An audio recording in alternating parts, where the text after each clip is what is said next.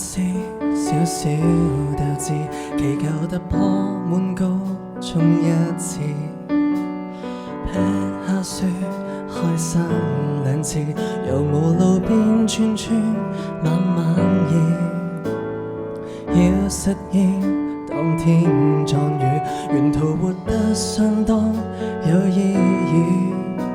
今天也算為世間貢獻，卻怕轉折處欠理智。為何平凡一世？為何讓你的青春一再消逝？